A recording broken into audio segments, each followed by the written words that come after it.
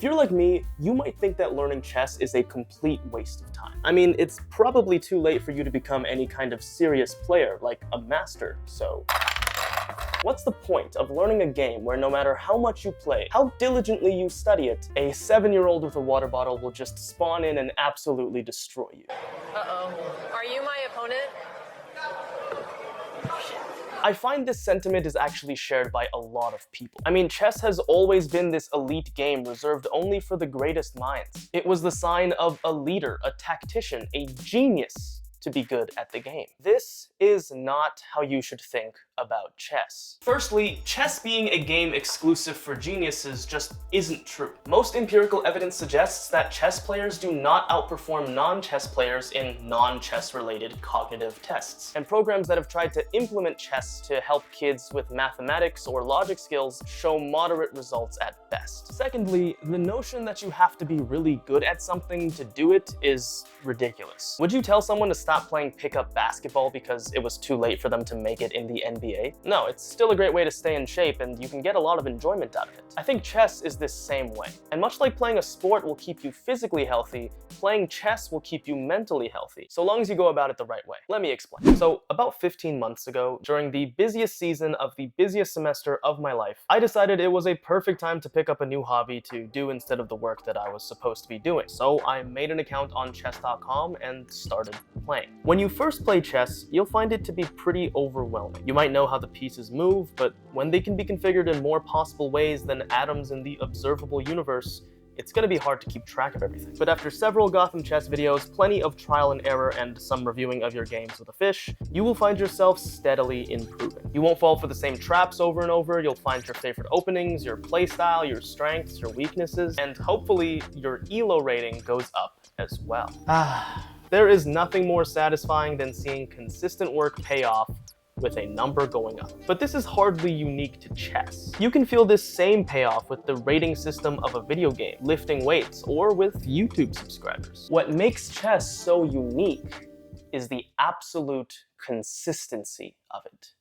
There's no randomness when it comes to chess. The pieces start in the same place and move the same way every single time you play. There are no elements of luck and there are no teammates that you get to blame. Win or lose, it is strictly because of the moves that you make. So unless you're cheating somehow, there's no fooling anyone, including yourself, about where you stand in a game of chess. Chess speaks for itself. Is it something special doing this against Magnus, Hans? So it becomes clear whether or not your chess studying is actually helping you get better, because your long-term performance is a direct metric of how well you play. So if your ELO's increasing, you know you're doing something right. You know you're actually getting better. In other disciplines, like art or business, it can be a lot trickier to tell if you're actually getting better at your craft, because performance is often less defined or affected by outside factors. Getting better at chess means finding a system that works for you to help you learn and improve, which you can then take and apply to other things. Hey, are you ever supposed to be working for a while and then catch yourself just pretending to work? Like you're scrolling through the right documents, flipping through the right pages, and then you realize, I'm not processing anything. As humans, we're pretty good at tricking ourselves into not focusing on the things that we should be focusing on. Entering a state of deep focus is really difficult when it comes to work, especially with all the distractions around us. I'm standing in front of one of the best restaurants.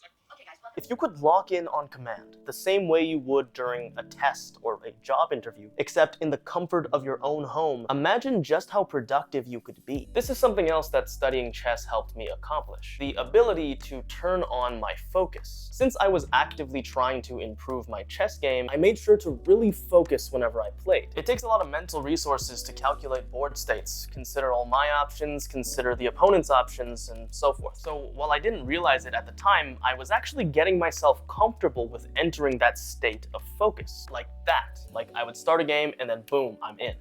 Oh shit. I won. As it turns out, a similar principle is applied with meditation. Even if you aren't a very spiritual person, meditation is a highly recommended practice for mental health and productivity. I'm gonna oversimplify a bit here, but meditation techniques help bring you to the present by focusing on your breathing and noticing what you're feeling. So once you meditate consistently enough, you start to become more present and better notice how you're feeling even when you aren't meditating. I think the same thing is happening here, but with chess. Getting used to focusing while playing the game will reduce the friction it takes to focus on other things outside the game. It's like gamifying your life to make doing unappealing things more appealing. You're turning focused sessions of work into games of chess. So what ended up happening that semester of mine was that I played so much chess on my computer and got so used to focusing for it that when I would do work on that same computer and get distracted like usual, I would catch myself and bring myself back into focus mode. I also stopped trying to convince myself that I could work at full efficiency while watching like 2 YouTube videos in the background, because I knew that if I really wanted to win a game of chess,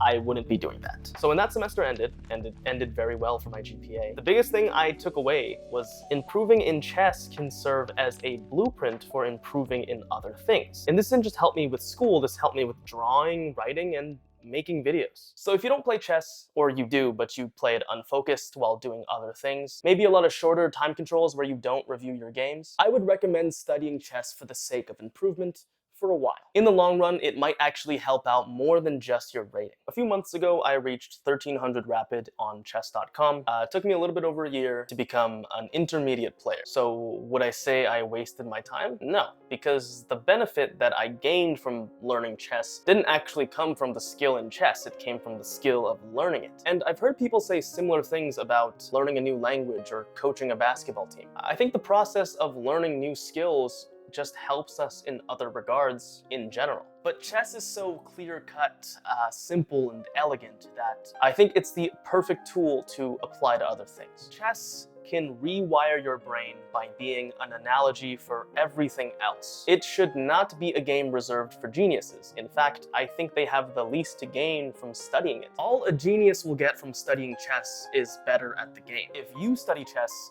you'll get better at everything else. I want to mention one last unexpected benefit from learning chess, and that's the connection with people. I've met folks of all ages, backgrounds, and walks of life that have gladly sat down and played a game of chess with me. It's such an easy way to connect with someone by just pulling out a board or pulling out your phones and playing a couple of games. Like, it's always a delight to find out someone plays chess. And it's really cool how international the game is. Like, even just on chess.com, you'll play against people with so many different country flags. There's something really profound about knowing that the person on the other side of the screen that I'm playing in real time is somewhere on the other side of the world. They have such a different culture and human experience from me, yet we're playing the same game and they're spamming draw offers hoping I'll accidentally click yes. Chess is a universal language. If you take the time to study it, it won't only help you in your personal life, but it can also help you connect with the people around you. Special thanks to Robert and Wella for being my very first Patreon subscribers. If you want to support me and get some bonus videos and other things in return, then consider supporting me in my Patreon below. And